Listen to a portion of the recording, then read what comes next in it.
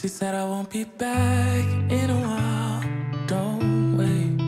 Already packed her bags, called the cab, made space. And she said I won't answer if you call me when you're lonely.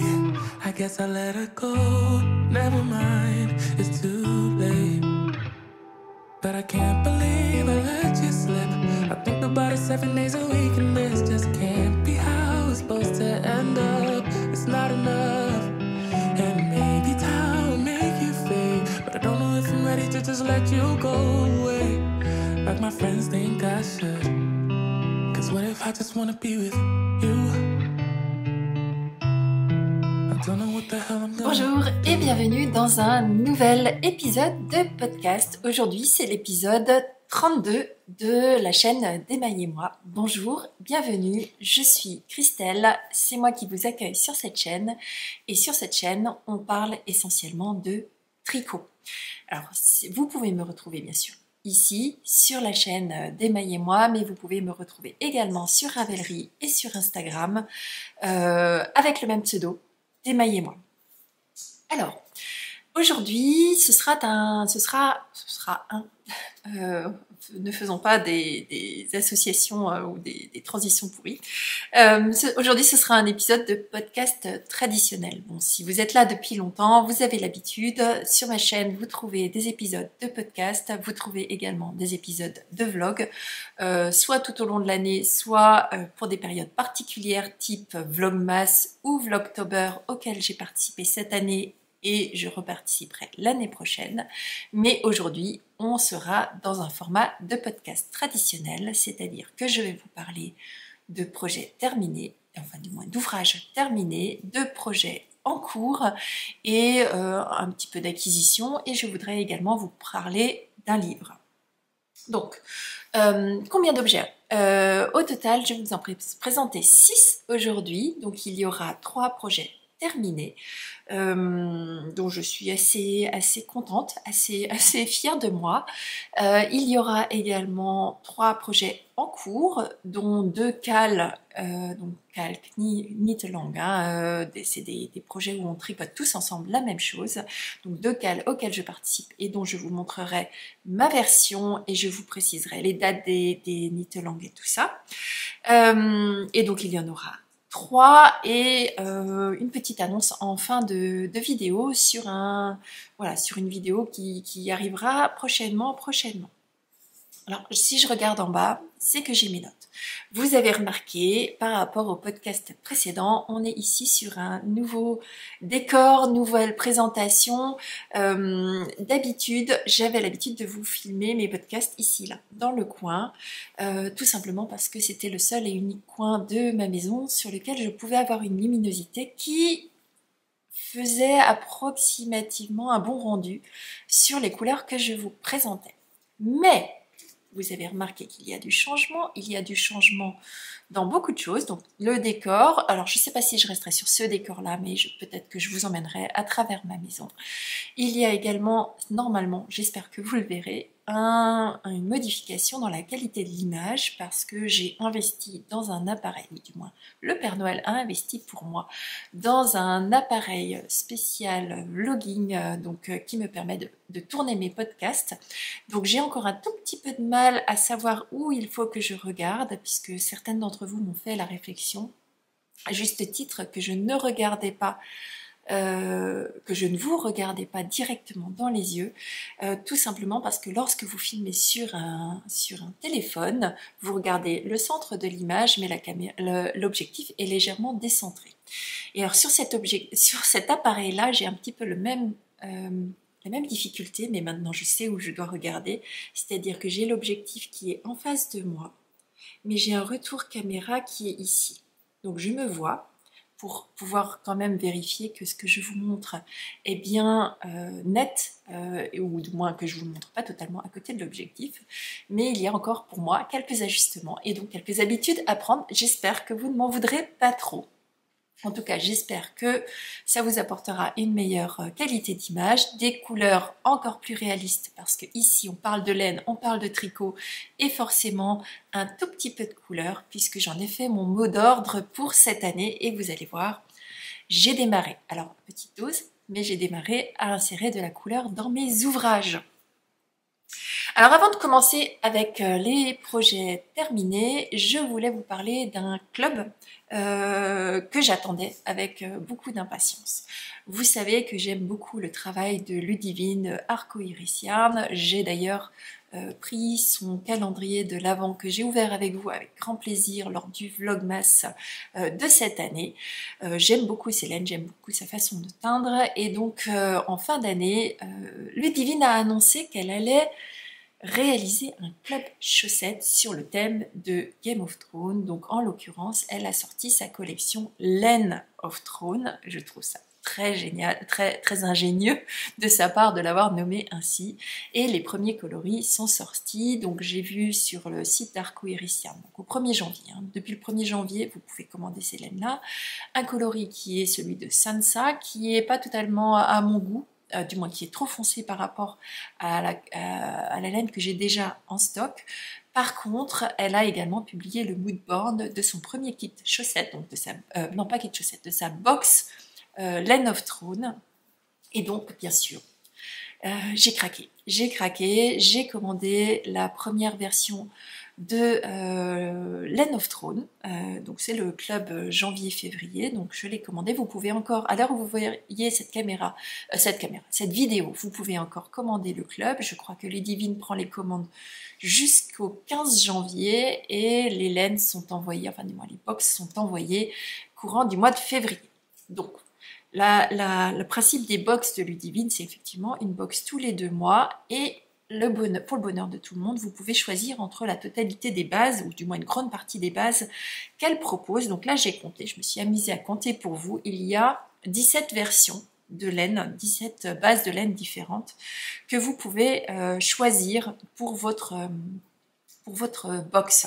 Donc moi, j'ai choisi de commander la mienne en version kit chaussette, parce que j'ai décidé d'intégrer ces fameuses collections de Game of Thrones ou de Laine of Thrones dans mes chaussettes. Donc j'ai pris la version kit à chaussettes et le thème de cette box, c'est la maison Stark. Alors il fallait bien commencer quand même par la maison Stark. Je trouve que c'est en anglais on dit obvious, donc c'est naturel, c'était une évidence. Voilà, je cherchais les mots français. C'était une évidence de commencer par la maison Stark. Donc je vous mettrai, alors je vais le mettre ici du coup, puisque je vois par rapport aux différentes points de lumière, donc je vais le mettre ici, le moodboard de Ludivine. Donc vous pouvez remarquer que le moodboard aujourd'hui, sur cette maison Stark, on est, en tout cas sur mon écran d'ordinateur, je l'ai vu ocre, turquoise, gris et taupe. J'espère que c'est les coloris qu'a vu Ludivine. J'ai hâte de recevoir cet écheveau, ou du moins ce kit, pour pouvoir découvrir comment elle va travailler ses couleurs. Voilà. Dans les box de Ludivine, vous avez aussi la possibilité de prendre avec goodies ou sans goodies. Donc goodies, ce sont des petits objets accessoires sur le même thème. Parce que je suis une grande fan de Game of Thrones. D'ailleurs, on est tous des grands fans de Game of Thrones. On a déjà regardé plusieurs fois tout ça. Moi, j'ai choisi de le prendre avec goodies et donc je me ferai un grand plaisir de déballer cette box avec vous et de découvrir toutes les merveilles que Ludivine nous a concoctées.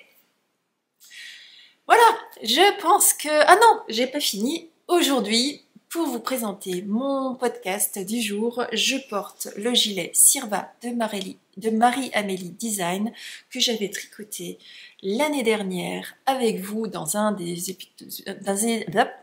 épisodes du début d'année. Je me souviens plus le numéro, mais vous retrouverez sans problème dans les barres de description. Vous tapez sur YouTube gilet Sirva. Moi, j'avais tricoté la mienne en base Albertine de chez Dererum Natura, donc c'est une qualité fingering, et la couleur, alors par contre ça j'ai peut-être un doute, mais je crois c'était pas Petit Matin, je ne sais plus la couleur, mais je vous le mettrai dans la barre de description. J'en profite pour vous dire que tout ce dont je vais vous parler aujourd'hui, que ce soit les laines, les teinturières, les liens vers les patrons Ravelry dont je vous parle, ainsi que le lien vers le livre que je vous présenterai en fin d'épisode se retrouvera dans la barre de description. Et comme d'habitude, si j'oublie certains liens ou si vous ne retrouvez pas les informations qu'il vous manque, n'hésitez pas à me faire un petit message. J'en profite pour vous remercier pour tous vos gentils messages. Je réponds du mieux que je peux. J'ai énormément de retard à cause de ces 2 périodes de vlog où je continue à répondre au fur et à mesure, à mettre des petits cœurs quand j'ai lu vos commentaires. Surtout, n'arrêtez pas, c'est ce qui me motive à revenir vers vous semaine après semaine. Bon, je vais m'arrêter là pour cette introduction et je vous emmène immédiatement dans mes objets terminés de cette semaine. À tout de suite. But honestly, I can't remember if you love me. Or maybe I'm just feeling lonely, I don't know. Alors, ce premier objet terminé ouvrage terminé de la semaine, c'est une paire de chaussettes. Et c'est une paire de chaussettes que j'ai voulu, chaussettes un peu souvenir. Donc c'est ma dernière paire de chaussettes de ma boîte de bas 2022, puisque je les ai terminées le 30 janvier, le 30 décembre. Donc elles ne comptent pas pour mon fameux challenge de 24 paires de chaussettes sur cette année. Par contre, la suivante comptera. Donc, mais bon, je l'avais terminée avant la fin de l'année, donc on va pas tricher, on va rester correct. Donc cette paire de chaussettes, c'est une paire qui s'appelle les Color Palette Socks, que vous avez déjà vu à plusieurs reprises sur des podcasts, de notamment Céline de See You Later, qui m'avait donné envie de tricoter cette paire, pardon. Pas une, mais 2. Et voilà. Donc plusieurs particularités. Donc avant. C'est un design de Laura Mouratz sur Ravelry. Je vous rappelle que je vous mets tout ça dans la barre de description. C'est un patron qui est totalement gratuit, qui est extrêmement bien détaillé, qui est totalement accessible aux débutants, mais qui est uniquement en anglais. Donc, mais Google est votre ami, Google Traduction, est votre ami, donc n'hésitez pas à aller vous tester sur une chaussette en anglais, puisque on est vraiment dans des choses très simples. Donc, cette chaussette, moi, je l'ai voulu commémorative ou représentative de mon mois de décembre de cette année, puisque c'était la dernière paire de chaussettes. Donc, une paire de chaussettes pour moi, mais que j'ai réalisée dans des laines issu de mes calendriers de l'Avent ou d'un mini écheveau qui m'a été offert par Claudine lors des vœux Lémé. Donc, je vous montre ça et après, je vous explique toutes ces jolies laines. Donc, je vous montre la première. Regardez-moi cette merveille. Et alors, puis cette caméra lui rend vraiment honneur. Donc, il faut juste que je vérifie où je dois me positionner pour que vous ayez... Voilà. Et je voulais vous montrer ici à quel point il n'y a pas de trou et que le patron est magnifiquement écrit. Donc, très jolie chaussette, très peu consommatrice de grandes quantités de laine. Alors, je m'explique. Vous avez remarqué qu'il y a plein de zones différentes de couleurs. Donc, la première chose, c'est que vous pouvez réaliser cette paire de chaussettes en utilisant vos restes de laine à chaussettes, puisque pour les 2 paires, parce que vous voyez, hein, je vous prouve, j'en ai 2, mais pour réaliser la paire complète, vous avez besoin par rayure. Pour chacune de ces rayures ici, et donc moi j'en ai 1, 2, 3, 4, 5, 6, 7, il vous faut 5 grammes de laine tout pile pour chacune des rayures. Alors, moi, il m'a fallu 5 grammes par rapport à ma façon de tricoter. J'ai tricoté ces aiguilles sur des mini circulaires Chiago de 23 cm, donc 5 cm d'aiguilles de chaque côté et 13 cm de câble. Et donc, il m'a fallu 5 grammes en 2,25 pour réaliser cette paire de chaussettes pour chacune des couleurs. Et il m'a fallu alors un total de 20 grammes, 30 grammes, je vais y arriver, 30 grammes pour toute la partie des contrastantes. Alors, pourquoi j'ai dit 20 grammes simplement parce que moi, j'ai voulu utiliser un reste et je ne sais pas si vous le voyez à la caméra, mais la laine qui est ici n'est pas de la même couleur que la laine qui est ici. tout simplement parce que j'ai utilisé plusieurs petits restes, mais dans l'ensemble, je trouve que ça ne se voit pas, ou très peu. Alors on voit que le talon est un peu plus clair, mais bon. Donc je vais vous expliquer quelles sont les laines que j'ai utilisées. La partie des côtes, ici, donc on démarre par les côtes. Je vais y arriver. Je suis un peu rouillée du podcast. On démarre par les côtes et on fait une quinzaine de rangs de côte 1-1 demi-torse. Donc on torse le brin à la maille endroit et on ne torse pas la maille envers. Tout simplement parce qu'à l'intérieur, vous n'avez pas besoin d'avoir une jolie définition de torse. Donc voilà, on torse uniquement les mailles avant. Donc cette partie-là, puis la première rayure qui se voit, ainsi que la deuxième rayure qui se voit sur ma tige, ainsi que la dernière partie de la pointe, je les ai tricotées. Alors vous voyez, il me reste vraiment pas grand-chose. Je les ai tricotées avec un reste de mon calendrier de l'Avent de Tricot et Stitch. Est-ce que vous voyez net? Je vais y arriver. Il faut que je trouve mes équilibres avec cette caméra. Donc un reste qui s'appelle First Light, c'était la toute première couleur de mon calendrier de l'Avent. Il s'agit d'un, je dirais un presque non teint, mais je pense qu'il est teint. Il est teint quasiment couleur non teint, avec beaucoup de petits speckles, pas beaucoup, quelques petits speckles jaunes dorés, très clairs. Et de la stellina, pour mon plus grand plaisir. Donc ça, c'était la première partie. La seconde partie ici, qui est un rose poudré, moi je dirais un rose poudré, il s'agit, j'ai tout préparé, donc encore une fois, du reste du calendrier de Tricot et Stitch. Je crois que je ne vais pas vous montrer forcément les étiquettes, donc reste du calendrier de Tricot et Stitch. La couleur, c'était le jour numéro 16, il me restait 9,2 grammes et donc il me reste maintenant encore 4 grammes de ce petit coloris. Donc ce coloris s'appelait Délicate, je trouvais qu'il portait très bien son nom et là encore j'avais de la stellina à l'intérieur. Deuxième coloris. Le troisième coloris, on change de calendrier et vous m'avez vu ouvrir le calendrier d'Arco Iris Yarn. Arco Iris Yarn. Ce coloris suivant, il s'appelle, je ne sais pas si j'arriverai à vous le montrer, il s'appelle Souvenir de Marnie et le personnage c'était Anna, puisque voilà, il s'agit toujours encore d'un rose avec des nuances de doré et d'ocre à l'intérieur. Lorsque je l'ai ouvert, ce mini, il m'a interpellée. Je ne savais pas trop si j'aimais pas ce mini. Bref, il m'a retourné un petit peu le cerveau. Généralement, je vois un écheveau, je sais si j'aime ou j'aime pas. Celui-ci, je ne savais pas.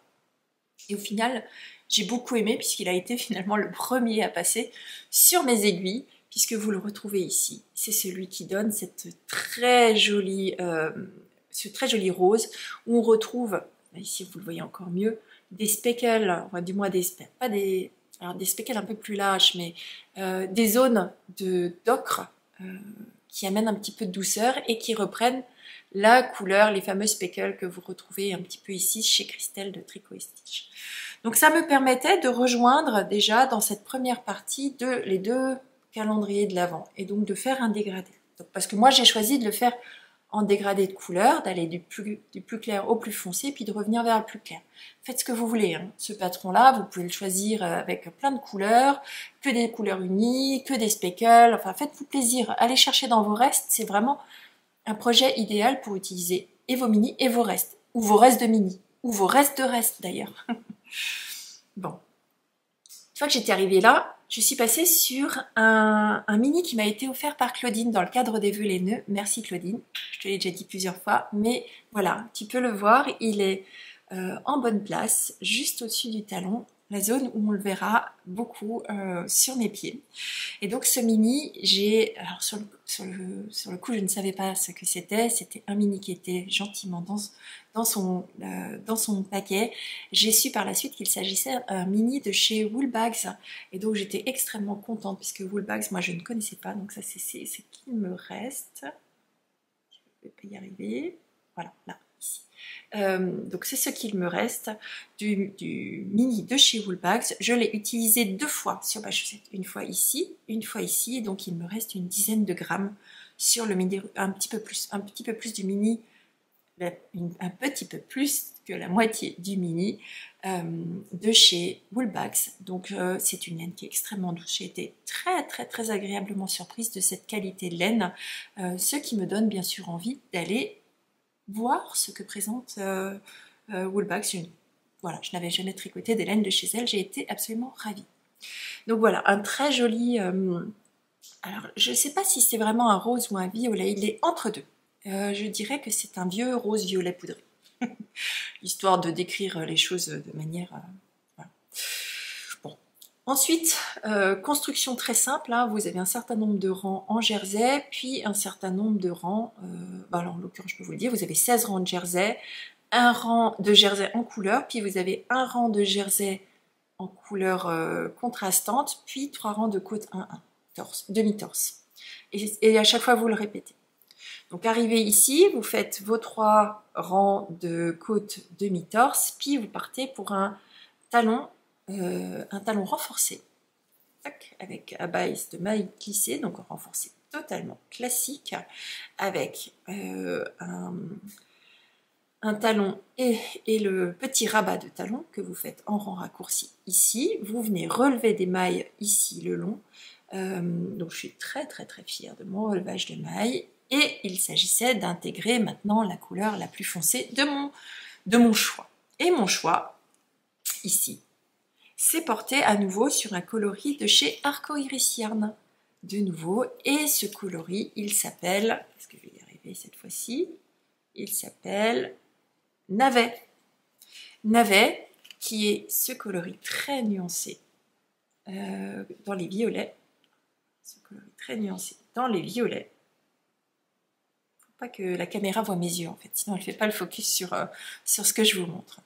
Très nuancé, qui va du violet qu'on retrouvait, enfin, du rose violet qu'on retrouvait ici, puisqu'on le retrouve dans la couleur de base, du moins très similaire. On y retrouvait des touches de violet bien plus foncées. Alors vous les voyez presque noirs à la caméra, mais il s'agit bel et bien, est-ce que je vais y arriver, là, au milieu, là, voilà, il s'agissait bel et bien d'un violet beaucoup plus foncé. Et pour mon plus grand bonheur, dans cette chaussette, dans ce coloris, il y avait un rappel des fameux ocres qu'on retrouvait, alors plus foncés, mais on retrouvait ces fameux ocres qu'on retrouvait également ici. Et donc, tout naturellement, j'y ai rajouté cette couleur navet. Alors navet, il me semble aussi que c'est le coloris du dernier club Ghibli de Ludivine du mois de décembre, donc novembre-décembre. Et donc j'ai été absolument ravie de le retrouver dans les derniers coloris ouverts. Il me semble que c'était celui du 24. Oui, c'est ça, puisque le 25, c'était un coloris encore plus foncé. Mais voilà, c'était très plaisant de découvrir que on avait pour le dernier mini la même couleur que la boîte, et Ludivine avait vraiment pris soin à ce qu'on ne le découvre pas avant dans le calendrier par rapport à ce que les autres pouvaient le découvrir dans la box, donc c'était vraiment très agréable. Donc ensuite, je suis repartie dans l'autre sens. Ici vous retrouvez la même couleur de Woolbag, ici vous retrouvez de nouveau Anna Marni du Club Ghibli de Ludivine, et celui-ci, moi, il ne m'en restait pas suffisamment. J'avais un peu plus de 5 grammes, du moins. Il me restait seulement 4,2 grammes du coloris délicate, et donc je savais que ce n'était pas suffisant pour réaliser ma dernière rayure. Donc je suis allée fouiller, et je suis tombée sur le jour 15 qui était le coloris cadeau de Tricot et Stitch. Je ne vais pas vous montrer l'étiquette, j'arriverai pas à faire la netteté, il va falloir que je m'entraîne. Hein. Et donc c'était un rose encore plus clair. Donc si je mets les deux à côté, il y en a un qui est un peu plus chaud et l'autre qui est un peu plus froid. Et donc c'est tout naturellement. Vous voyez, il y a une différence, mais je trouvais que l'ensemble dans la chaussette allait bien, et donc j'ai intégré ce dernier coloris ici, avant de réaliser une pointe, où j'ai repris à nouveau ces premières lueurs du Tricot et Stitch. C'est une pointe en étoile. Alors j'ai beaucoup aimé faire cette pointe, c'était extrêmement facile. Je trouve que le rendu est bien sympathique parce qu'elle est très ronde. Donc maintenant il faut que je vois au porté savoir si c'est une forme de pointe qui me convient ou pas. Je pense que oui, je les ai essayées, elles sont top. Et là, j'ai mis un panneau ne pas toucher pour ma fille qui m'a dit ah, elles sont bien sympathiques ces chaussettes-là. Tu sais que j'ai bientôt mon anniversaire. Oui, j'ai pas oublié qu'elle a bientôt son anniversaire et je vais bien évidemment lui tricoter une paire de chaussettes. Pas comme ça, mais avec un des coloris que j'avais ramené d'un salon. Donc voilà, pour cette paire de chaussettes où je suis absolument ravie. Je pense que j'en referai d'autres. C'est vraiment un chouette patron. C'est vraiment un chouette patron pour utiliser ces restes. Si vous reste vraiment des petits restes, souvent avec 5 grammes, on ne sait pas quoi faire. Et bien là, jetez-vous. Jetez-vous si vous avez 5 grammes. C'est vraiment un modèle qui appelle à aller fouiller dans ces restes. Donc voilà, dernière paire de ma boîte de bas 2022. Je vais donc pouvoir commencer ma boîte de bas 2023 pour moi et ma boîte à offrir. Donc je vous rappelle, je fais 12 paires pour moi, je fais 12 paires réparties sur mon mari, ma fille, mon fils et mon père pour 2023 et qui seront offerts. Alors je pense que par contre les chaussettes à offrir, elles seront offertes tout au long de l'année. Par contre ma boîte de bas, je la mets bien sûr bien de côté pour pouvoir me l'offrir, mais la mettre sous le sapin. Et je ferai un épisode spécial revue de boîte de bas en fin d'année lorsque je l'aurai ouvert. Donc certainement que ce sera le dernier épisode de cette année. Voilà pour ce premier projet. Il me reste 2 projets terminés à vous, 2 ouvrages terminés à vous montrer et 3 en cours. Donc on saute tout de suite à la suite. But honestly, I can't remember if you love me. Or maybe I'm just feeling lonely, I don't know. Alors la suite, c'est une paire de mitaines que je n'ai pas pu vous montrer terminée puisque j'avais j'étais un tout petit peu juste dans le timing et que c'était un projet que j'avais réalisé pour offrir à ma fille pour son Noël. Elle a été absolument ravie et elle a généreusement accepté de me les laisser aujourd'hui pour que je puisse enfin vous les présenter. Elles ont été portées donc depuis Noël et elle est absolument ravie du modèle. Alors ces mitaines, c'est un modèle qui s'appelle Qui Mitaine. Les infos dans la barre de description. C'est un modèle de Béatrice Maz. Béatrice Maz, vous le savez, c'est une designeuse que j'aime beaucoup, pour lequel j'ai déjà réalisé j'ai déjà réalisé 2 ouvrages, les mitaines et un châle que j'avais offert à mon papa, qui s'appelle le châle Shima. J'ai en projet 3 autres de ces patrons pas dans ma wishlist, mais dans mes projets 2023, et donc j'aurai l'occasion de vous reparler d'elle. Mais j'aime beaucoup Béatrice, c'est une designeuse qui prend son inspiration dans l'architecture, et donc elle a des constructions extrêmement intéressantes, et cette paire de mitaines ne déroge pas à la règle. Donc, avant de vous montrer à quoi ça ressemble, je vous parle des laines. Donc, j'ai choisi de réaliser ces mitaines dans des laines single. Donc une laine single, c'est simplement une laine qui n'est pas retordue ou très peu retordue. Donc c'est une laine qui est assez mèche. J'ai pas de reste devant moi. Est-ce que j'ai des restes ici? Oui, si, j'ai un petit reste ici. Donc c'est une laine qui est assez mèche. Alors est-ce que je vais réussir à vous montrer ça ici? Oui, voilà. Donc c'est une laine qui est assez mèche et qui est quasiment pas retordue, qui est quasiment pas retordue. Donc on dit souvent qu'elles sont légèrement plus fragiles parce que justement il n'y a pas ce retord. Moi c'est pas ce que j'ai remarqué. Mais par contre, elles apportent comme elles ne sont pas retordues, c'est d'une douceur absolument délicieuse.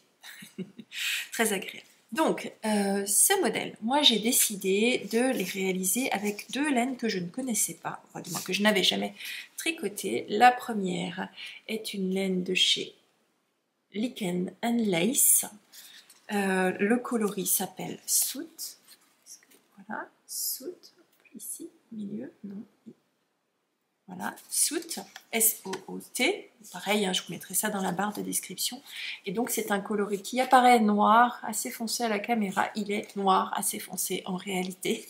Il est légèrement chiné, tout de même. Vous le voyez à certains endroits, il est chiné un peu plus clair. Donc, pour mon plus grand bonheur. Ensuite, c'était une mitaine qui appelait à 2 coloris. Donc, coloris 1, c'était mon noir. Le coloris 2, là encore, je suis restée sur de la single. La laine s'appelle Sislerige Yarn. Donc, Sislerige Garn, pardon. Et la couleur s'appelle Before the Storm, donc avant la tempête. C'est un bleu gris avec des couleurs. Je vais y arriver. Voilà, des couleurs vertes par endroit, vert et jaune par endroit. Et donc, elle apparaît cette couleur vert et jaune par petites touches sur la mitaine que je vais vous montrer tout à l'heure. Donc, alors il me semble que celle-ci est danoise. Oui, c'est ça. Celle-ci est danoise. Celle-ci, je ne suis pas sûre. Je ne suis pas sûre si elle n'est pas NB Sackville. Faudrait que je regarde. Faudrait que je vous montre. Que je vous en parle d'autre. De toute façon, je vais vous en reparler. Donc, celle-ci, c'était une laine que j'avais achetée pour réaliser mon twist and turn de Steven West et que j'ai finalement décidé de ne pas terminer et que j'ai toujours pas encore fini de défaire, de détricoter parce que en single, je trouve que ça a quand même beaucoup abîmé la laine. Donc, il va falloir que je la lave pour la défriser. Donc voilà, donc il me reste des écheveaux complets, hein, vous le voyez, tout simplement parce que c'est un modèle de mitaine qui n'utilise quasiment pas de laine. Et là encore, si vous avez des restes d'une vingtaine de grammes, sachez que ce projet est fait pour vous. Il faut l'équivalent de 2 mini, donc 2 fois 20 grammes pour réaliser une paire complète de mitaines. Donc je vous la montre. Je vous la montre, mais je vous la mets, comme ça c'est plus simple.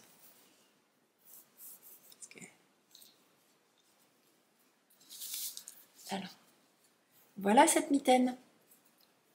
Je vais la mettre correctement. Alors, un tout petit peu juste pour moi, puisque ma fille a des mains plus fines que moi. Donc, une paire de mitaines où vous avez une première partie avec des côtes, ici. Une première partie avec des côtes, puis vous partez en rang raccourci avec une très jolie dentelle sur le côté que vous ne verrez pas bien à la caméra, je pense. Vous ne verrez pas bien à la caméra. Une fois que vous avez fini les rangs raccourcis, vous venez compenser les rangs raccourcis ici, créer les augmentations pour la place du pouce, puis vous laissez les mailles en attente au niveau du pouce. Vous tricotez en rond la partie ici, encore une fois, avec... Décidément, j'ai encore un peu de mal, mais avec une petite dentelle et vous finissez. Et moi, j'ai terminé mon rabattage, puisque vous avez un rabattage ici qui doit rester bien élastique, par un demi JSSBO, donc Jenny Surprisingly Stretchy Bind Off, pour qu'il y ait une élasticité qui soit suffisante, mais pas trop non plus, parce que je ne voulais pas que ça fasse chou-fleur au niveau de ses doigts, sinon le froid serait rentré à l'intérieur. Donc voilà, pas grand chose de plus à vous dire sur ces mitaines, si ce n'est que je m'en ferai certainement une paire pour moi. La seule modification, alors j'aime beaucoup la dentelle qui est ici, j'aime moins la dentelle qui est ici pour moi, tout simplement parce que ça fait des petites entrées de froid au niveau des doigts. Donc certainement que lorsque je referai ma version, je ferai une version avec la dentelle ici sur le côté, ici c'est pas gênant, et je ferai tout simplement un jersey à ce niveau-là pour moi. Mais je vais pas les refaire tout de suite, parce que voilà. Je les ai tricotés en 2,5. Oui, 2,5 sur des mini circulaires. Donc, et c'est passé en totalité sur mes mini circulaires, hormis lorsqu'il a fallu tricoter le pouce. Et le pouce, je l'ai tricoté avec mes Crazy Trio Adi. Je n'oublie pas qu'il faut que je vous montre comment je tricote avec mes Crazy Trio Adi. Je vous l'ai promis, je vous le ferai dans une vidéo de vlog qui sortira, si tout se passe bien, ce vendredi sur un projet de chaussettes. Alors ce vendredi, si j'y arrive pas, ce sera vendredi d'après. J'attends d'arriver à la pointe de la chaussette pour vous montrer les gestes et la façon dont j'utilise ces fameuses Crazy Trio dans des circonférences qui sont plus petites. Donc pour remplacer en fait le Magic. Donc voilà, deuxième objet terminé de la semaine. On peut passer à la suite. But honestly, I can't remember if you love me. Or maybe I'm just feeling lonely, I don't know. Alors, ce troisième objet terminé de la semaine, c'est un projet au crochet. Puisque vous le savez, je suis débutante au crochet, mais je cherche à aller de l'avant, à m'améliorer. Et donc, cette année sera une année où je vous présenterai une fois par mois un objet terminé au crochet. En tout cas, c'est mon objectif, d'avoir 12 objets terminés au crochet sur l'année. Donc ce que je vais vous montrer aujourd'hui, vous m'avez vu le réaliser tout au long du Vlogmas. Je l'ai enfin terminé. Moi, j'avais été complètement trop ambitieuse sur ce que j'étais capable de réaliser en un mois. Je pensais pouvoir réaliser la totalité de cette crèche parce que oui, il s'agit d'un personnage de crèche. En l'occurrence, il s'agit du Joseph de la crèche de la Nativité. Le patron s'appelle Nativity Mini. C'est un patron de Aradia Toys, donc qui est la boutique Ravelry de Olka Novitska. Olka Novitska, qui est la designeuse de Aradia Toys. Aradia Toys, c'est une designeuse qui a énormément de patrons au crochet. Beaucoup. Ils sont dans quasiment toutes les langues. Ce patron-là ne fait pas défaut à la règle. Il est disponible en français. Il est par contre payant. Moi, j'ai payé 9,50 €. Il y a dedans 4 personnages. Il y a Joseph, Marie, le mouton et le petit Jésus. C'est un projet que je vais réaliser tout au long de l'année. Et donc, je viens aujourd'hui compter comme projet fini, puisqu'il s'agit d'un des personnages, le Joseph de cette crèche. Alors, avant de vous le montrer, je vous présente les coloris que j'ai utilisés et la laine que j'ai utilisée. Donc la laine que j'ai utilisée, c'est de la Sharon Mayer. Est-ce que vous le verrez? Et donc la qualité, c'est Catania, qui est un coton mercerisé, qui est légèrement brillant. Et je vais vous détailler les couleurs, et que j'ai crocheté en crochet de 2 mm. Donc pour crocheter, j'utilise mon set, qui est un set que je vous montre, Etimo Tulip, que je trouve bien pratique puisque j'ai des crochets qui vont de 2 à 10, donc de 2 à 10 en termes de taille, donc de 2 mm à 6 mm. Dedans, on y retrouve le petit ciseau, quelques petits accessoires et de quoi ranger si vous souhaitez mettre certaines choses à faire. Et donc, c'est une trousse qui est bien sympathique et qui est aimantée et donc qui me suit partout, enfin du moins qui me suit partout, non, qui me suit quand je réalise des projets au crochet, puisque je suis encore très débutante et donc il me faut énormément de temps et de concentration à chaque rang de crochet. Donc ce projet, je l'ai réalisé. Alors qu'est-ce que je fais? Je vous montre d'abord le personnage et après je vous parle des couleurs. C'est plus simple et comme ça je pourrais vous donner les coloris et les numéros de ce que j'ai utilisé. Donc attention, voilà le petit Joseph. Donc c'est un petit Joseph qui tient debout. Donc ça, j'ai trouvé ça bien sympathique. Alors, je ne vais pas être très forte à vous décrire comment, avec des termes techniques et tout ça. Mais grosso modo, ce que j'ai appris là, donc vous démarrez, je ne peux pas vous donner trop de détails puisque c'est un patron payant, mais en gros, vous démarrez avec un anneau magique, vous crochetez en rond la tête, ici. Ensuite, une fois que vous avez terminé la tête, vous crochetez, vous venez récupérer des brins pour réaliser le corps qui est ici. Donc, pas facile de vous montrer le corps qui est ici, qui est avec une petite partie en blanc, puis on change de couleur. Et alors, ça c'est une première, on va dire, apprentissage pour moi, de changer de couleur sur du crochet, puisque jusqu'à présent, je n'avais fait que des choses mono couleur, ou en tout cas chaque pièce avait une couleur, donc c'est quelque chose que j'ai appris avec ce patron. Ce patron vous fait en fonction des endroits crocheter, pas tricoter, crocheter à travers les deux brins, parfois avec seulement le brin arrière ou le brin avant, et je trouve qu'il est extrêmement bien fait parce qu'il vous permet de vous faciliter le relevage des mailles en fonction de qu'est-ce que vous avez crocheté, à quel endroit et à quel rang. Donc j'ai trouvé ça bien agréable et très bien écrit. Une fois que vous avez réalisé la tête et le corps, bien sûr vous avez mis des petits yeux de sécurité, elle vous fait réaliser la barbe, puis les deux parties de la moustache et le nez. Donc tout en séparé. Vous réalisez également les petits bras, également en séparé. Puis vient le moment de réaliser ce fameux manteau. Et ce manteau, il est réalisé en demi-bride et en bride. Donc là encore, pour moi, c'était un apprentissage. Je n'avais jusqu'à présent pas fait de bride ou de demi-bride. Donc là, YouTube a été mon ami. Je suis allée me former et je suis très contente parce qu'à chaque fois que j'ai avancé sur ce projet, j'ai gagné un tout petit peu de connaissances. Donc je me suis améliorée. Donc arrivé avec tout ça, vous avez plein de petits morceaux. Elle vous fait, et donc ça je peux vous enlever le chapeau, non je peux pas vous l'enlever puisque je l'ai cousu, je pensais pouvoir vous l'enlever, mais en gros voilà, ce personnage a des cheveux, donc il recouvre entièrement la tête et vous avez à plusieurs endroits des cheveux qui sont crochetés de façon à faire des espèces de petites bouclettes. Vous le voyez aussi sur l'avant ici. Sur l'avant, ici, là, vous avez des petites bouclettes qui arrivent, ainsi que là. Donc ça, c'est réalisé avec... voilà, c'est très bien détaillé. Si moi j'ai été capable de le faire, vous serez capable de le faire également. Une fois que vous avez fait les cheveux, elle vous fait ensuite faire le chapeau. Donc la... Je sais pas si c'est une toge, je sais pas comment ça s'appelle, en fait. Voilà, le par-dessus, ou le couvre-chef. Le couvre-chef de notre Joseph, réalisé dans une autre couleur. Donc je vais vous détailler les couleurs.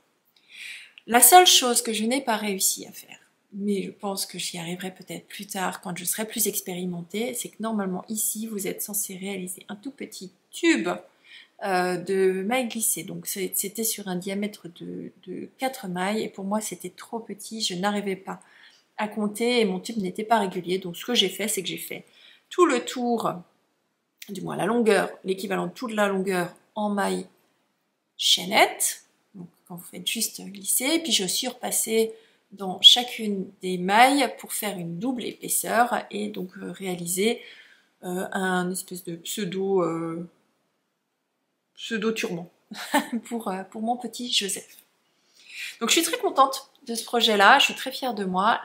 J'ai bien l'intention de faire l'ensemble de la crèche, alors au fur et à mesure.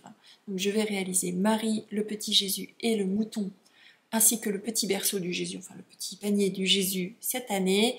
Je verrai si j'arrive à aller plus loin ou pas, mais il y a d'autres sets publiés par Aradiatoy. Vous avez également les 3 rois mages qui ont été réalisés cette année par Manu, de Miss Manu au naturel. Si jamais vous voulez voir, n'hésitez pas à aller voir sa chaîne. Hein. Elle fait beaucoup de projets, enfin elle a beaucoup fait de projets au crochet et ils sont très jolis également. Et il me semble qu'il y a également un set avec les animaux qui vont dans la crèche. Donc pourquoi pas, au fur et à mesure, je vais déjà réaliser le cœur de crèche hein, avec Jésus, Marie, Joseph et le mouton. Et après on verra si je fais la suite. Alors, quelle couleur j'ai utilisée? Donc la couleur chair ici, c'est la couleur numéro 436, qui est une couleur, on va dire, on va appeler ça nude, hein, donc couleur peau. Le blanc, bien évidemment, était un blanc neutre, c'est la couleur 105. Ensuite, vous avez la partie de la moustache et des cheveux, et ça, c'est le coloris 438, qui est un marron. Vous avez ici, et puis j'ai oublié d'une couleur. Bon, vous avez ici une couleur qui est une couleur bronze que j'ai pas ici. Je ne l'ai pas emmenée, je sais pas ce que j'ai fait. Bon, en tout cas, voilà. Sachez que vous avez une couleur bronze, je vous mettrai le coloris dans la barre de description. Mais c'est vraiment juste pour un rang. Donc dans l'absolu, vous auriez pu mettre cette couleur-là. Donc cette couleur-là, qui est la couleur numéro 179, couleur noisette, pour faire cette petite partie-là. Moi, j'ai acheté une pelote complète pour faire juste, je sais plus combien il y avait, une trentaine de mailles. J'avoue que je trouve ça... Je vais essayer de le réutiliser ailleurs. Et donc ce coloris corail du manteau ainsi que le turban, c'est le coloris 427 de chez Catania. Donc j'ai beaucoup aimé ce coton. Alors jusqu'à présent, moi j'ai fait des amigurumi avec la Rico Rumi Design, qui est un coton, pardon, qui est un coton qui est un peu plus épais que la Catania, qui se crochette. Moi je le crochette en 2,5. Celle-ci, je la crochette en 2. Mais surtout, je trouvais que la Ricorumi était plus sèche, était plus mate, alors que celle-ci, elle glisse mieux et elle est brillante. Donc je trouvais que le rendu était bien plus sympathique. Alors ça m'empêchera pas de crocheter toute la partie de Ricorumi que j'ai en stock, hein. J'en ai beaucoup en stock. Mais je pense que je m'orienterai plus avec ces coloris. Donc voilà, je vous remets tous ces petits coloris ensemble. Hop. Et un petit dernier qui ont été les couleurs de mon Joseph Joseph de la crèche de la nativité de chez Aradia Toys. Et voilà, on a terminé avec les projets terminés de la semaine. J'en ai d'autres que je vous présenterai la semaine prochaine, mais en attendant, je vous emmène à travers mes projets en cours. But honestly, I can't remember if you love me. Or maybe I'm just feeling lonely, I don't know. Alors, on continue avec les objets en cours. Et dans les objets en cours, je vais vous parler de pièces un tout petit peu plus grandes, parce qu'une paire de chaussettes, une paire de mitaines et un tout petit projet au crochet, je pense que vous en avez un petit peu assez de voir des petits projets. Donc, on va parler de grosses pièces. Donc, par contre, ne vous attendez pas à avoir une grosse pièce terminée. Je suis dans le démarrage d'un nouveau projet qui s'appelle un gilet Jura, qui est un design de Annelie Train, que je réalise dans le cadre d'un CAL qui a été lancé par Lucie de la chaîne YouTube 3615 Kumquat et par Virginie de l'Instagram Ginny Tricote, que je vous invite à aller retrouver et vous abonner si leur contenu vous plaît. Les filles, je vous fais un gros bisou. Je ne sais pas si je vous remercie de m'avoir influencé pour venir réaliser ce CAL, mais voilà, vous avez participé à mon augmentation du nombre d'encours. Vous le savez, je suis multi en cours. Et je n'ai pas fait le décompte, mais je pense qu'à partir du prochain podcast, je vais faire une espèce de décompte de combien j'ai d'encours actuellement. Mais je dois être entre 10 et 12, à peu près. Si j'ai le temps entre deux parties de vidéo, je reviens vous le dire. Alors, je vois que la luminosité change, c'est parce qu'il y a le soleil qui sort. Enfin, la journée était très grise aujourd'hui, grise comme la couleur de mon gilet. Vous avez vu ces transitions? Bon, alors, que je vous parle. Donc, le gilet Jura, c'est un grand gilet avec un col châle, un gilet qui est pas tout à fait un gilet, qui est presque un manteau, tellement il est grand. C'est exactement ce qu'il me fallait. Il me fallait un gilet qui descende en dessous de la fesse, légèrement presque mi-cuisse, hein, avec un grand col châle dans lequel m'emmitoufler lorsqu'il fait des grands froids. C'est un besoin vital qui est sorti de mes envies lorsqu'il a fait -10 ici en Alsace, courant du mois de décembre, et je sais que c'est chose à peu près régulière. Bon, ces dernières années, pas trop, mais voilà, c'est pas inhabituel d'avoir des grands froids en Alsace à certains moments de l'hiver. Ça dure jamais très longtemps. Cette année, ça a duré longtemps. Mais je me suis dit qu'à ces moments-là, et ce pour respecter les consignes du gouvernement de ne pas surchauffer les habitations, ce qui est une bonne chose, hein. Je vous en parlerai certainement plus, mais nous on a réussi à baisser notre facture énergétique de 30%, avec beaucoup de choses, mais je suis en bonne voie de toucher la prime promise par mon fournisseur d'énergie si on réduisait nos consommations. Et de souvenir, cette prime, elle pouvait monter jusqu'à 120 euros. 120 euros, ça représente à peu près 4 écheveaux et demi. Donc autant vous dire que je suis motivée pour baisser nos consommations. Donc bon, revenons à notre projet. Je me suis égarée. Donc ce gilet, donc c'est un gilet Jura de Annelie Train. Le lien en dessous. Et dans quelle laine je réalise cet ouvrage? Cet ouvrage, je le réalise dans une laine de chez Erica Knight, qui est une base Wildwood, qui est une laine composée de 85% de laine vierge et de 15% de viscose d'ortie. Alors la viscose, c'est quoi? La viscose, c'est tout simplement une fibre généralement de papier ou de bois ou de fibres ouais, à base de papier, mais pas de tous. Donc voilà, de bois ou en l'occurrence ici d'ortie. Donc alors, faut que j'explique un peu. Fibre d'ortie, vous avez fibre d'ortie et fibre d'ortie. Vous avez la fibre d'ortie en elle-même qui peut être drue, piquante, alors pas piquante comme les feuilles, mais assez peu agréable sur la peau. C'est pas le cas dans cette Wildwood puisque Erica Knight, donc le fabricant de cette laine, n'utilise que la partie intérieure de la fibre d'ortie, enfin de la tige de la fibre d'ortie, et donc c'est la partie la plus douce de cette fibre. Et effectivement, c'est une laine qui est relativement sèche, mais qui est très douce et qui est surtout très moelleuse. Alors je vous ai montré un cake parce que je voulais vous montrer, voilà. Elle est vraiment bien rebondie et bien moelleuse. Et donc, ça fait un tricot assez sympathique. Alors, la couleur que j'ai choisi de vous faire, c'est la couleur 87. Et le coloris s'appelle Meander. Le coloris, c'est le 701.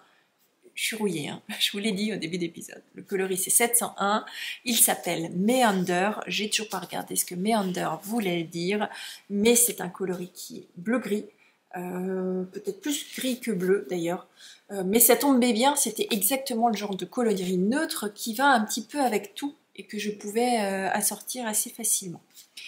C'est une base worsted qui correspond parfaitement à ce qu'appelait le patron.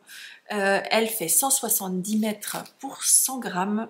Donc, et je la tricote en aiguille de 5, ce qui est totalement inhabituel pour moi, puisque vous le savez, si vous me suivez depuis longtemps, moi j'ai plutôt l'habitude de tricoter des ouvrages qui sont avec des petites aiguilles, plutôt entre 2,25 et 3,5. Mais en ce début d'année, j'ai quand même pas mal d'ouvrages avec des aiguilles plus grosses. Ce que je constate, c'est que j'ai une vitesse de tricot qui est bien inférieure sur les grandes aiguilles que sur les petites, et donc ça me demande une gymnastique, donc j'avance pas forcément super vite. Alors je vous montre où j'en suis, et je vous dis tout de suite, je suis pas loin. Donc voilà où j'en suis. Bon, que je vous explique la construction. Donc la partie que vous voyez en côte ici, là, c'est la partie du châle. Donc normalement, le modèle appelle à un montage ici, une première réalisation, donc vous tricotez uniquement la partie en côte ici, hein, sur un certain nombre de rangs, puis vous venez relever vos mailles sur l'endroit où vous avez fait votre montage de mailles et vous repartez, vous faites la même chose dans l'autre sens. Alors moi je me suis posé beaucoup de questions, je me suis dit que j'avais fait un faux départ et puis finalement non, je suis repartie sur ce que j'avais fait. Donc j'ai décidé de respecter le patron. Je me posais la question de savoir si je faisais un montage provisoire et puis après j'ai eu la flemme de défaire. Et donc je me suis dit que de toute façon mon relevage de mailles est pas si catastrophique que ça. Que c'est de toute façon un gros gilet doudou que je mettrais essentiellement chez moi. Donc j'avais pas envie de refaire.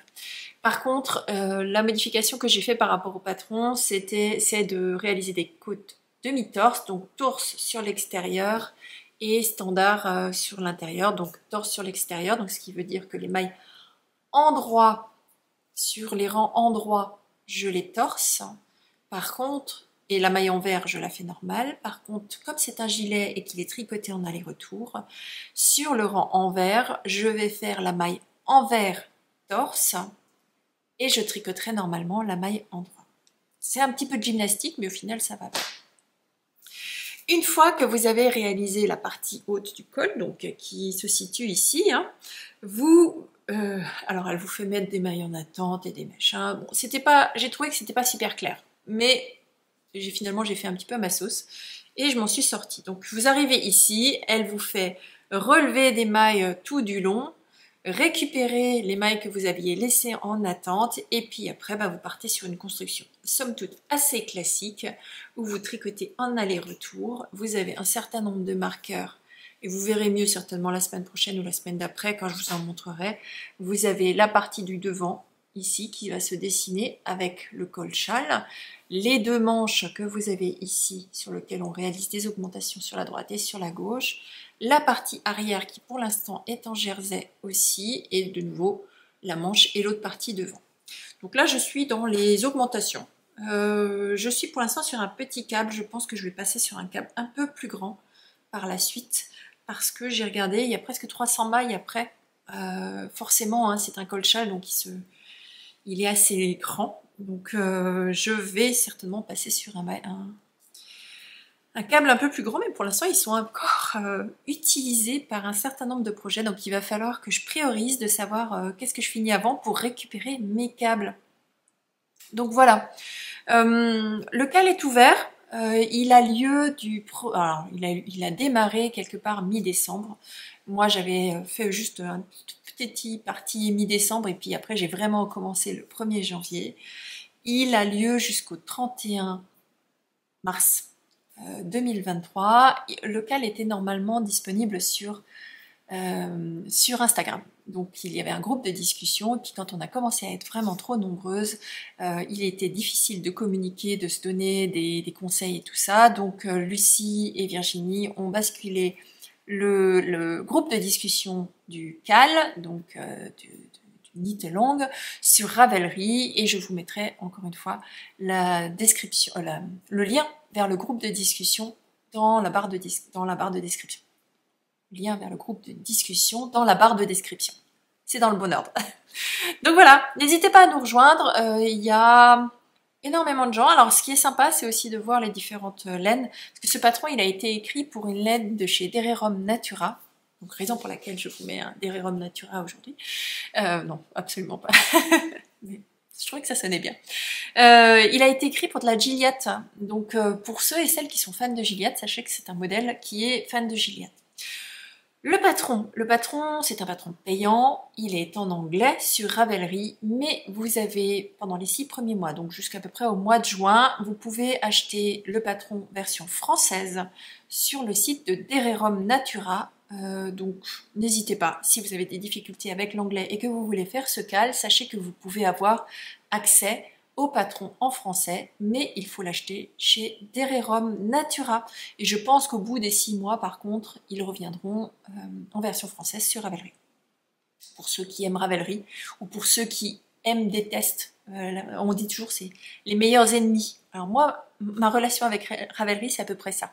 Je l'adore, parce que c'est une mine d'informations, mais alors c'est tellement peu intuitif, je trouve, à utiliser, que parfois je le déteste. Mais je l'aime quand même. Je passe beaucoup trop de temps sur Ravelry. Donc voilà pour mon premier objet en cours, du moins projet, puisque c'est pas encore un objet, mais projet en cours de la semaine dont je voulais vous parler. Je vous en parlerai au fur et à mesure des épisodes. Je ne sais pas si c'est un projet qui va être priorisé, mais je pense que si, puisque voilà, il faudrait quand même l'avoir pour la période froide. Et après, s'il prend du retard, c'est pas grave. On verra. J'aime tellement papillonner que souvent je passe d'un projet à l'autre, mais vous le verrez terminer sur mes aiguilles. J'ai énormément d'échevaux, j'ai je crois une bonne dizaine d'échevaux de cette Wildwood, donc il est possible qu'il m'en reste, je ne sais pas. On va voir, je ne sais pas du tout combien de laine il me faut pour celle-ci, puisque c'est pas tout à fait la même laine que ce qui est appelé dans le patron, mais je vous ferai un petit récapitulatif à la fin du projet, c'est promis. On passe à la suite, un autre Knit Along. But honestly, I can't remember if you love me. Or maybe I'm just feeling lonely, I don't know. Alors, projet suivant dont je voulais vous parler, c'est un châle ou une étole. On va appeler ça plutôt une étole ou une grosse écharpe. Non, une étole. Une étole que je tricote avec, encore une fois, plein de personnes, plein d'entre vous, dans le cadre d'un cal. Alors ce cal-là, il a été lancé par Julie Hainaut de la chaîne Lolipelote sur YouTube. Julie, si tu passes par là, je sais que de temps en temps tu passes. Donc je te fais des gros bisous. Donc Julie Lolipelote, qui est une chaîne de vlog tricot sur YouTube, vlog podcast aussi sur YouTube, que vous connaissez très certainement. Julie, je crois que vous êtes nombreuses à la connaître. Voilà, qui a lancé un cal qui s'appelle Pythagore. Donc c'est un cal qui a démarré le 1er janvier et qui terminera lui aussi le 31 décembre. Le groupe de discussion se trouve sur Instagram. Pour s'inscrire, il faut contacter Julie, donc Lolipelote sur YouTube, mais également Lolipelote sur Instagram, et je vous mettrai le lien vers je ne sais pas si je peux mettre un lien vers Instagram. Je vous mettrai son pseudo Instagram dans la barre de description. Et donc ce cal, ou du moins ce projet, il s'appelle Pythagore, de Marie-Christine Lévesque. Vous avez été déjà nombreuses donc c'est un projet qui a été vu et revu, et moi je me posais la question de savoir j'y vais pas, qu'est-ce que je fais. Je me posais la question par rapport à l'utilisation de mes mini, de mes restes, voilà. Je ne savais pas comment aborder ce projet, sachant que, vous le savez, si vous me suivez depuis longtemps, moi je suis quelqu'un qui aime... voilà, j'aime beaucoup les couleurs, j'ai parfois du mal à les porter, et donc j'ai tendance à aller me rabattre sur des couleurs très neutres, ou alors sur des projets très soft, très doux. Donc quand j'ai abordé ce cal Pythagore, ça m'a d'abord perturbée, parce que mélanger autant de couleurs dans un seul projet, sans que pour moi ça devienne impossible à porter, ou du moins tricoter pour tricoter sans le porter derrière, je ne voyais pas forcément l'intérêt. Enfin, du moins l'intérêt. Si, l'intérêt, oui, mais voilà, je préférais faire quelque chose que je porte. Donc, je me suis beaucoup creusé la tête, j'ai beaucoup joué avec mes couleurs, et puis finalement, j'ai trouvé l'inspiration. Et à ce moment-là, j'ai ma tricopine Christelle de la chaîne Rêver sa vie en couleurs, qui est venue me dire, dis donc, tu m'as embarqué dans le cal Jura, maintenant c'est à toi de rejoindre le cal Pythagore, sinon ça n'ira pas. Et donc bon, il m'en fallait pas beaucoup plus pour finalement me dire allez hop, on y va, on tricote, et c'est parti. Et j'avoue que je ne regrette absolument pas. Je prends énormément de plaisir à jouer avec les couleurs et à les assortir et tout ça. Donc avant de vous montrer, je vous montre un petit peu de mes laines, parce qu'il est possible qu'il y ait encore quelques petits changements. Donc mon choix de couleur, il est parti de cet écheveau. Cet écheveau qui est un écheveau, est-ce que j'arriverai à vous le faire net là? Donc c'est un écheveau de la bien-aimée qui s'appelle Calessi. Donc Calessi, c'est un mérino, est-ce que c'était, non, c'est un 100% mérino high twist, donc très retordu, que je peux pas vous montrer, vous verrez pas, c'est trop clair, mais sur lequel, donc c'est un neutre, sur lequel il y a des touches de vert, de rose, de violet et de gris.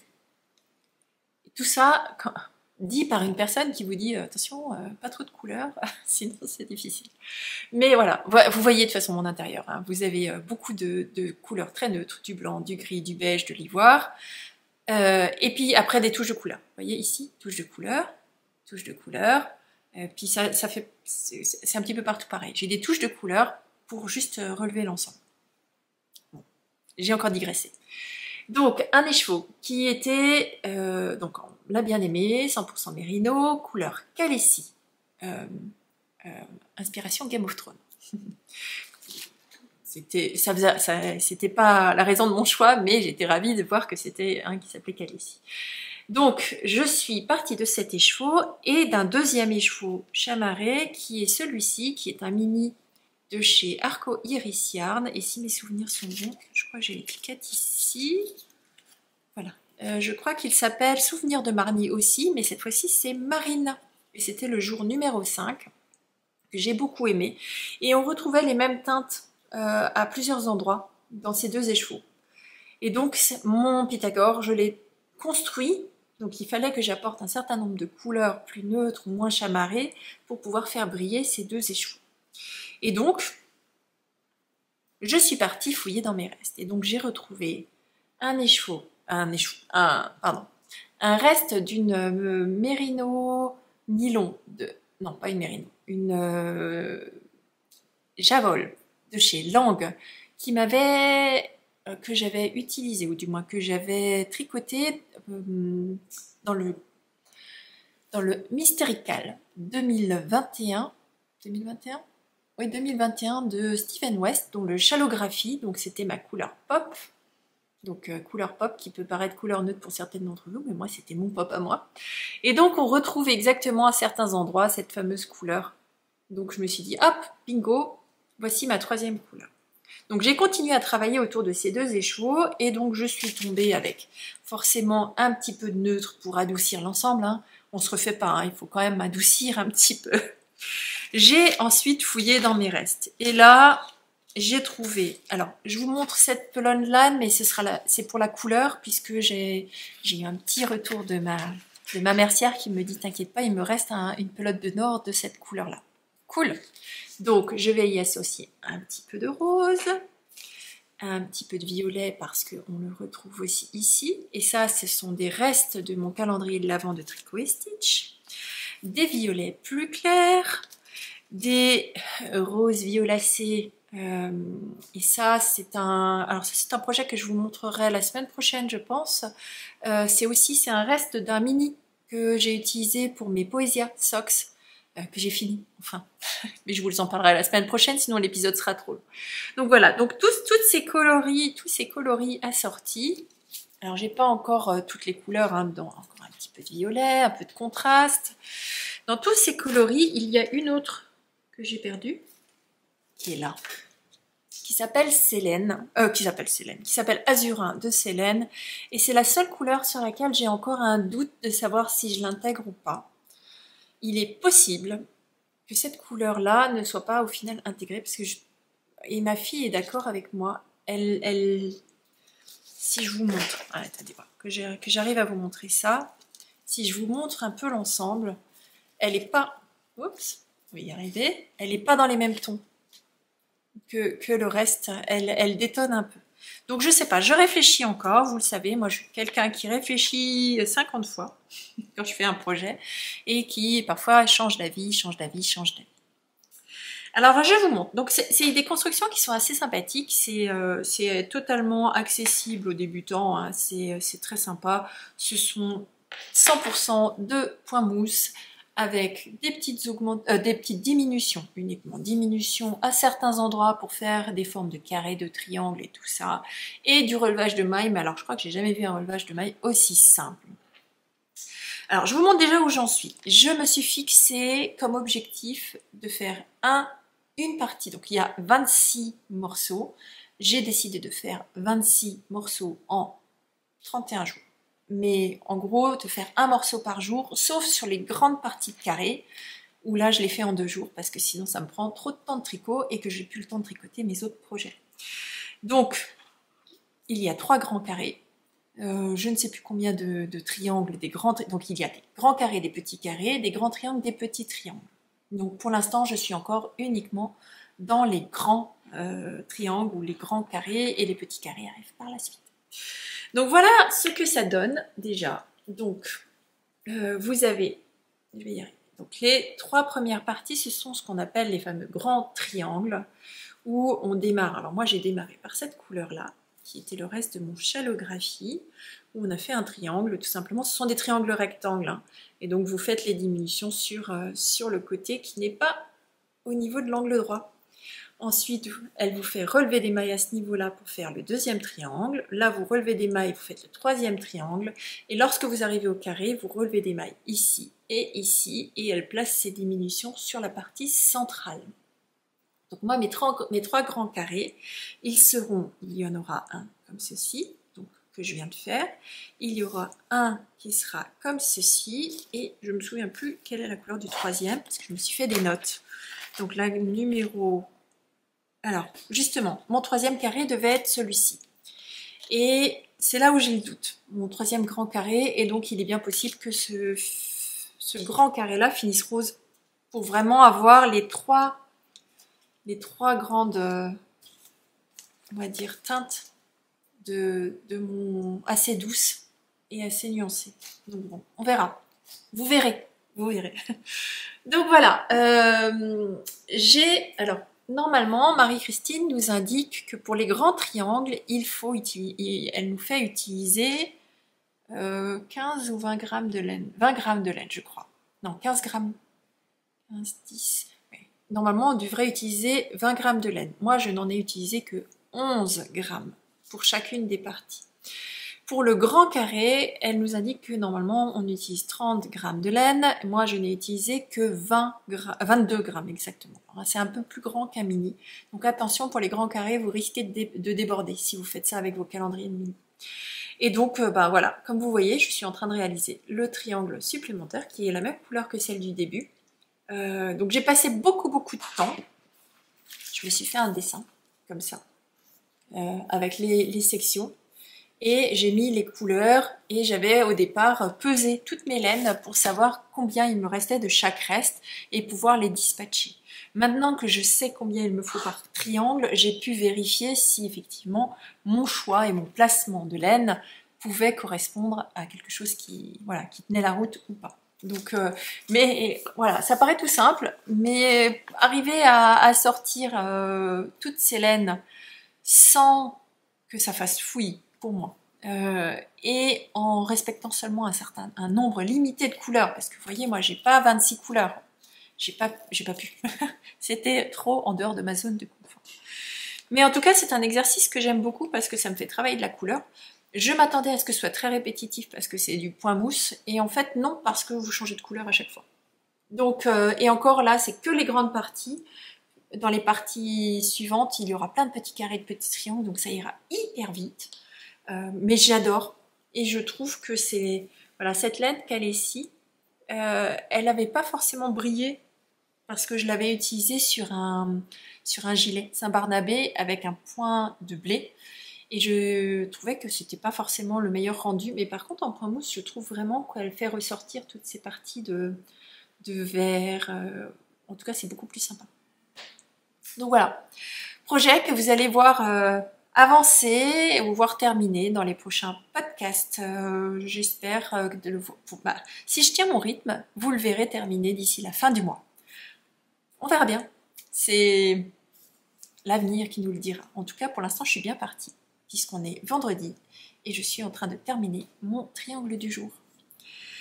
Bon, il me reste encore un petit projet à vous montrer. Je ne vais pas être très longue sur ce projet parce que je crois que la vidéo est déjà un petit peu longue. Je suis un peu bavarde aujourd'hui. But honestly, I can't remember if you love me. Or maybe I'm just feeling lonely, I don't know. Alors, le dernier projet en cours dont je voulais vous parler cette semaine, c'est une paire de sockets. Une paire de sockets qui s'appelle Mere Socks Ringle Sock de Kerstin Blake, qui est une designeuse allemande. Je vérifie juste que j'ai pas écorché son nom, qui est une designeuse allemande, mais qui a publié son patron gratuitement sur Ravelry en français. Encore une fois, le lien dans la barre de description. Je vous avais dit dans plusieurs vidéos que voilà, les couleurs et moi, c'est pas forcément toujours le grand amour. Enfin si, c'est le grand amour, mais parfois j'ose pas. Et donc cette année, c'est l'année de je sors de ma zone de confort. Je continuerai à tricoter des choses qui sont pleinement dans ma zone de confort, mais j'apporte des petites touches de couleur dans mes projets.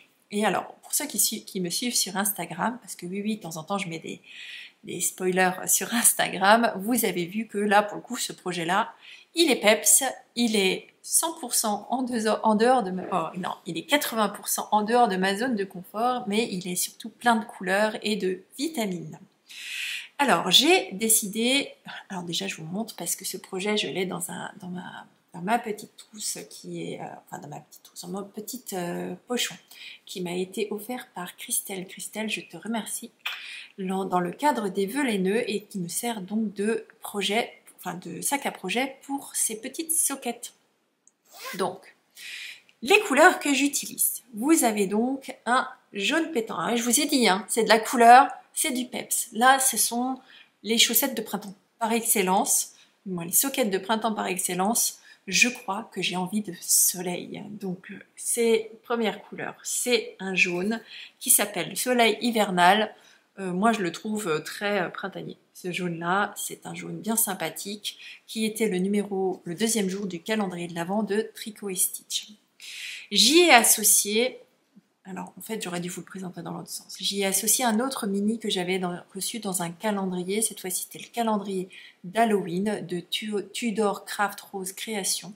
sur Etsy. Je vous mettrai, pareil, le lien vers sa barre de description, qui est une teinturière anglaise. Alors attention, vous n'avez pas de frais de douane à payer quand vous achetez sur Etsy, puisque c'est livré et les frais de douane sont déjà payés. Par contre, vous avez la variation du couvre de la livre sterling, qui est actuellement assez haute et donc qui rend ces laines beaucoup plus chères que ce que moi je les ai payées il y a presque un an. Donc, par contre, si jamais j'ai été ravie de ce calendrier d'Halloween. La qualité des laines est là, sans discuter, et je prends énormément de plaisir à découvrir au fur et à mesure ces coloris.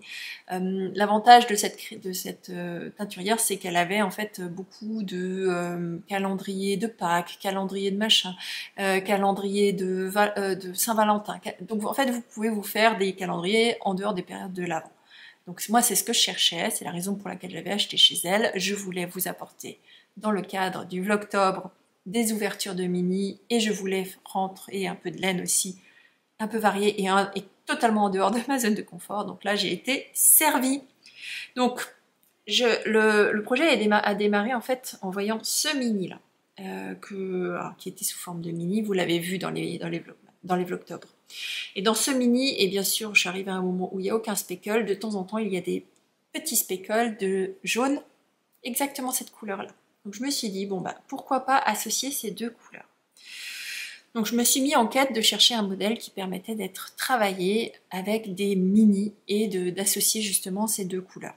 Donc je suis tombée sur ce modèle de patron, donc les Meersocks Ringelsock, qui est uniquement disponible en anglais mais qui est 100% facile et 100% gratuit, donc n'hésitez pas. Et donc il fallait y associer un troisième mini, et là, voilà, chasser le naturel, il revient au galop, j'ai associé un neutre. En l'occurrence, c'est un non-teint que j'ai acheté chez Lily Neige, il me semble. Oui, Lily Neige. Donc, ce qui me permettait aussi, voilà, de faire baisser. Je vous en ai parlé, hein, comme je tricote beaucoup, moi parfois, voilà, j'aime beaucoup les laines de teinturière et parfois j'ai besoin de faire baisser mon budget, enfin du moins mes dépenses, et donc j'y associe diverses petites subtilités. Donc de temps en temps c'est du non-teint, de temps en temps c'est de la laine un peu plus industrielle, et puis parfois j'achète en déstache pour équilibrer mon budget. Chacun fait comme il peut, et puis j'utilise mes laines jusqu'au bout. J'essaye d'utiliser tous mes restes pour les faire vivre un maximum. Donc voilà, le projet, il sera sur ces trois coloris. Et donc, ce projet-là, je ne vais pas m'étendre beaucoup, tout simplement parce que je suis en train de vous tourner un vlog de projet. C'est-à-dire que je me suis tournée face caméra, de la même façon que ces podcasts-là, mais tous les jours, en venant vous dire, voilà, où j'en suis, voilà mes inquiétudes, voilà mes questionnements. Mes points techniques, mes difficultés, voilà, tous les ressentis tout au long du projet. Et c'est une vidéo qui, si tout se passe bien, devrait sortir vendredi, quand vous verrez cette vidéo quelques jours après, enfin, vendredi prochain, ou le vendredi d'après, mais je pense que ce sera vendredi. Donc, je vous montre où j'en suis. Alors, c'est des chaussettes que je tricote les deux à la fois, en parallèle.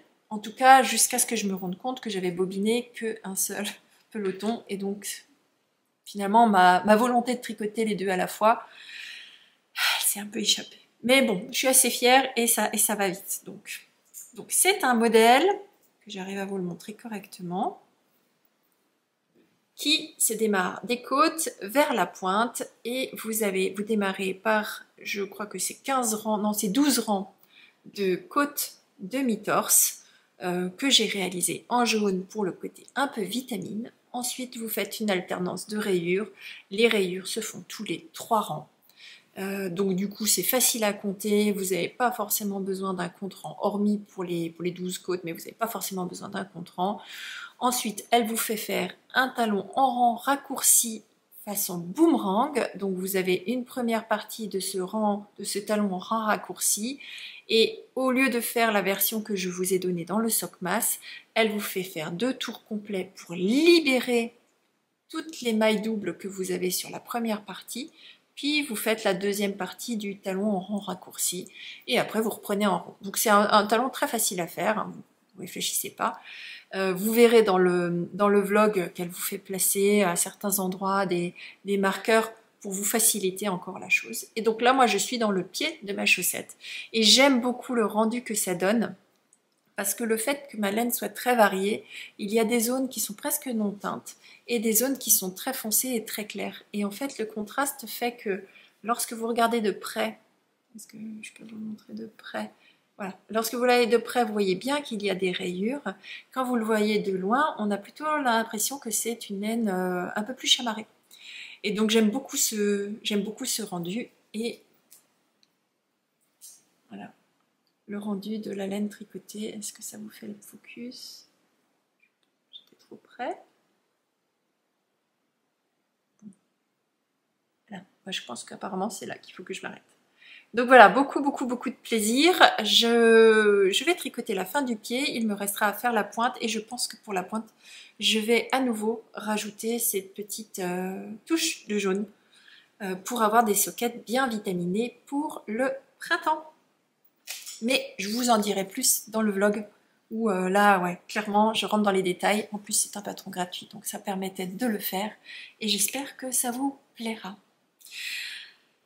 Alors j'en ai fini avec les projets. Je voulais vous parler d'un livre que j'ai reçu à Noël, qui m'a été offert par que le Père Noël avait dans sa hotte et qui m'a été offert et que j'aime beaucoup parce qu'il va me permettre de découvrir des nouveaux points, des nouvelles techniques et je voulais vous en parler parce que je ne peux que vous le recommander. Donc ce livre il s'appelle La Bible du tricot. Il a été édité par Fil d'Art. Encore une fois, je vous mets le lien dans la barre de description.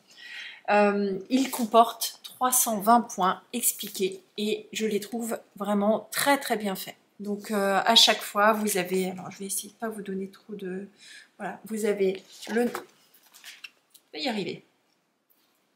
On va prendre un point très simple comme ça. Voilà. Vous avez à chaque fois le point tricoté. Vous avez son nom, la façon dont il se tricote, et s'il y a du diagramme, vous avez la représentation en version diagramme.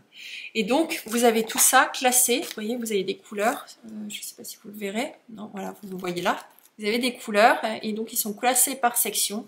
Donc vous avez les points de base, les côtes, les formes géométriques, les dentelles, les torsades, la nature, donc ce sont des motifs en forme de feuilles, de fleurs, les noppes, les jacquards et après un index pour pouvoir vous y retrouver. Mais voilà, vous retrouvez vraiment énormément alors je vais les prendre au hasard, hein, mais énormément de points. Et alors moi ça me permet d'alimenter mes envies de design parce que parfois vous avez la possibilité de prendre un design extrêmement simple, un pull tout à fait neutre et d'y intégrer un point de texture. Et donc généralement, ou alors un bonnet, voilà, point de graminé. C'est typiquement des choses qui me parlent, qui me permettent de faire un projet unique sur un patron qui a été pensé d'une certaine façon. Donc voilà, c'était un petit peu le côté annexe au tricot du jour. Bon voilà, on s'arrête là pour aujourd'hui. J'espère que ce contenu vous aura plu et que vous trouvez toujours beaucoup de plaisir à regarder ce que je vous trouve. Ah si, j'ai encore une chose à vous montrer. Je me suis créé un petit contenant à fil. Alors, c'est quelque chose que bon, j'ai commencé à l'alimenter. Hein. Donc, ce que je vais faire, et j'ai piqué l'idée chez Lauriane, l'eau demoiselle, où j'ai vu qu'elle a montré son bocal 2022 avec chaque fois un fil de tous les projets qu'elle a tricotés. Et j'ai trouvé ça vraiment sympathique de voir voilà, l'évolution des couleurs en fonction des saisons. Et donc, j'ai commencé le mien, et ce sera 2023. Moi, j'ai volontairement pris un bocal qui était beaucoup plus haut. C'est un ancien bocal de miel. Vous en fichez, mais je l'ai trouvé bien haut, bien sympathique, parce qu'il est très haut, et donc on pourra bien voir les couleurs. Et donc, ce sera celui qui l'accompagnera tout au long de cette année. Et donc, je couperai un fil, vous savez quand vous rentrez les fils, je récupérerai un des fils que je rentre, que je mettrai dans ce bocal et comme ça je pourrai voir un ou plusieurs. S'il y a plusieurs couleurs, je ferai bien sûr un fil de chaque couleur. Mais voilà, je pourrai voir l'évolution de mes projets sur l'année. Donc je pense que ça devrait suffire, un bocal. Bon. Sur ce, cette fois-ci, c'est vraiment terminé. Je vous rends l'antenne, puisque vous aimez bien quand je vous dis que je vous rends l'antenne, apparemment. Je vous souhaite une très belle semaine de tricot. Je vous retrouve, si tout se passe bien, je vous retrouve vendredi avec un vlog et dimanche avec un podcast. Sur ce, je vous souhaite une très belle semaine créative et je vous dis bisous, bye bye!